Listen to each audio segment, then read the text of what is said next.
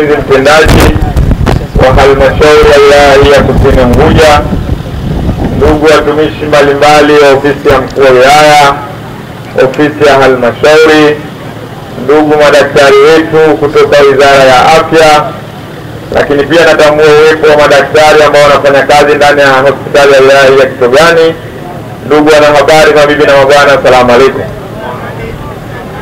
Mheshimiwa mkuu wa wilaya, yote nami nimshukuru Mwenyezi Mungu aliyetujalia mpaka muda huu kuendelea kufika katika maeneo haya tukiwa wazima wa afya. Lakini pia niendelee kukupongeza wewe kwa kazi nzuri ambayo umeifanya siku ya leo. Naomba tukupigie makofi mengi sana mkuu wetu wa wilaya. Kwa kweli Mheshimiwa mkuu wa wilaya, wewe na kamati yako ya usalama ya wilaya ukiongozana na mkurugenzi mtendaji wa halmashauri ya wilaya hii ya Kusini, kwa kweli maeneo haya tumefika, tumeanza mradi wetu huu wa kwanza. Kwa kweli hamasa, bashasha na mapenzi ya mwenge wa uhuru, kwa kweli mmefanya vizuri, kwa kupigia makofi mengi sana.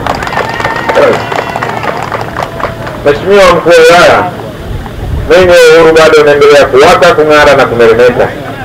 Lakini pia mwenge wa uhuru, wakati baba wa taifa Mwalimu Julius Kambarage Nyerere ameuacha na kuupandisha juu ya mlima Kilimanjaro, alikuwa na maana ya kwamba ukamurike ndani na nje ya mipaka yetu, ukalete matumaini mahali ambapo hakuna matumaini, ukaweke upendo mahali ambapo pana chuki, lakini pia ukaweke heshima mahali palipojaa dharau.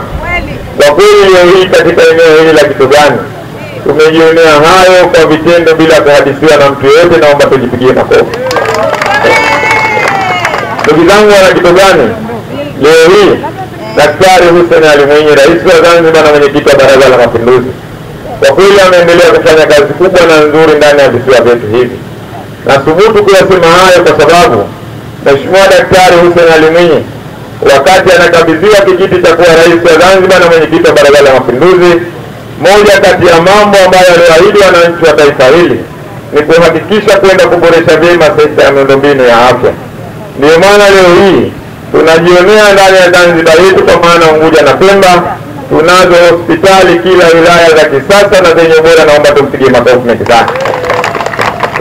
Lakini pia Daktari Hussein Ali Mwinyi hakuishia hapo, akaangalia kwamba leo hii tuna watumishi katika sekta hii ya afya, na watumishi hawa ndio wenye dhamana ya kuwahudumia wananchi katika maeneo yetu, ili kuondosha ile changamoto ya watumishi kwamba na wananchi wanapoenda katika hospitali zetu wakaambiwa daktari fulani kwa muda huu hapatikani, na yeye akaona ipo haja ya kuhakikisha kuwajali watumishi wa sekta hii ya afya. Naomba tumpongeze sana Daktari Hussein Ali Mwinyi.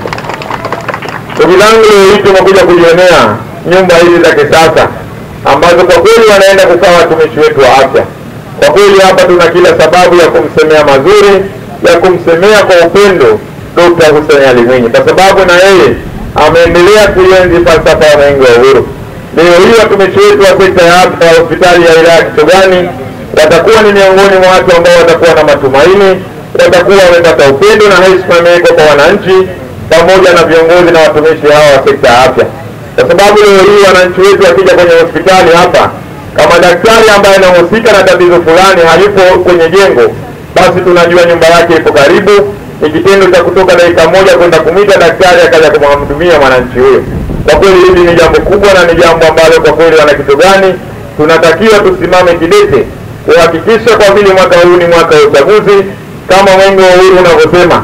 Kauli mbiu yake, tujitokeze kushiriki uchaguzi mkuu wa mwaka 2025 kwa amani na utulivu. Dr. Hussein Ali Mwinyi oye! Dr. Samia oye! Ndugu zangu wana Kitogani, kwa kweli haya ni mafanikio makubwa, na mwenge wa uhuru Mheshimiwa mkuu wa wilaya siku ya leo umefika katika eneo hili. Mimi pamoja na vijana wenzangu 5 ambao tumepewa dhamana na Daktari Samia na Daktari Hussein Ali Mwinyi kukimbiza mwenge wa uhuru ndani ya halmashauri 195. Kwa kweli tumekagua nyumba hizi za watumishi. Sisi binafsi wakati tunaingia hapa nilikuwa na wenzangu wananiambia hivi ni nyumba za watumishi ama